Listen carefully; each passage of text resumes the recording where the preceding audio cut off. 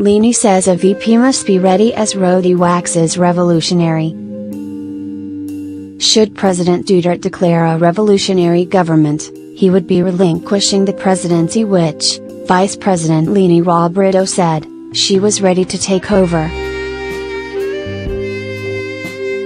Anyone who aspires to the vice presidency must be ready for any eventuality, because that's the mandate of the office, Robredo said on Friday in Bohol, where she attended an event by Online Coalition.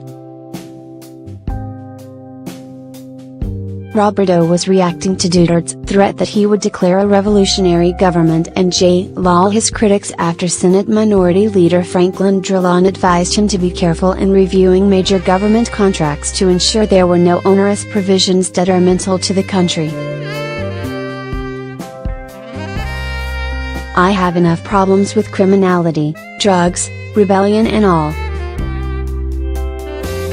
But if you push me to my limit, I will declare the suspension of the privilege of the writ of habeas corpus and I will arrest all of you," the president said at the gathering of the Prosecutors League of the Philippines in Puerto Princesa City on Thursday night.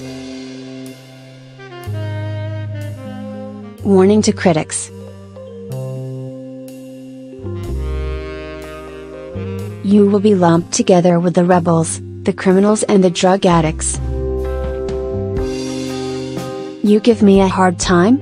I will declare a revolutionary war until the end of my term. Let's see who gives up first," Duterte said.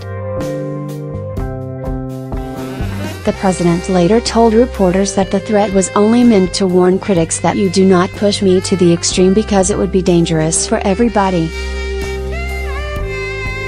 He also added, "As mayor and as president, I can say what I want to say. When I say, I will kill you, that is one. It could be a truism or I am scaring all of you into tiptoeing." Robredo initially expressed surprise at the president's pronouncement, saying that as a lawyer, Duterte knows this is against the Constitution. "Does this mean he's abandoning what he swore to uphold and protect?" she asked.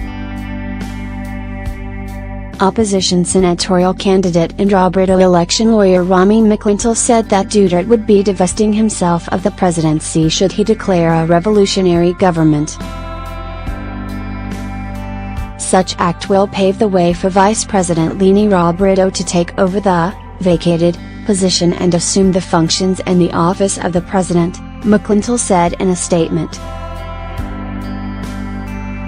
He added that a revolutionary government would put to the test the loyalty of the armed forces of the Philippines, whether to support the hypothetical revolutionary Duterte government or the constitutionally existing government led by Robredo.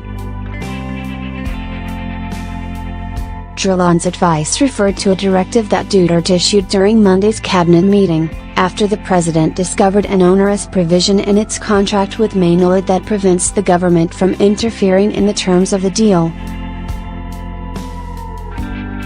While Justice Secretary Menardo Guevara downplayed Duterte's threat as an expression of his exasperation and over endless roadblocks to his attempts to protect the people's interests, it drew serious concern from rights advocates.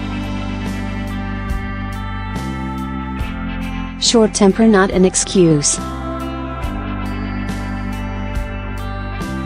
Makeup senatorial candidate and Bayamuna Chair Neri Colmenares said the president should never use his short temper as a ground for the suspension of the writ, adding that the privilege can only be suspended during an invasion or rebellion in the country, and when public safety so requires. Former Commission on Human Rights Chair Rody Rosales said the country's 1987 constitution guaranteed freedom of speech, including criticism of officials. The president should note that employing tactics from the Marcos playbook does not end well, added Rosales, a political detainee during President Ferdinand Marcos' martial law era. Opposition Senator Risa Hontiveros said Duterte should confront China for its increasingly aggressive actions in the disputed South China Sea instead of threatening civil liberties, Instead of standing up to China's aggression, President Duterte threatens his own people with warrantless arrests and war, Hontiveros said. But Senate President Vicente Sotto III described the threat of a revolutionary war as a mere metaphor, while Senator Panfilo Lacson said that President Duterte will not do it because he is too smart and intelligent to know he cannot do it.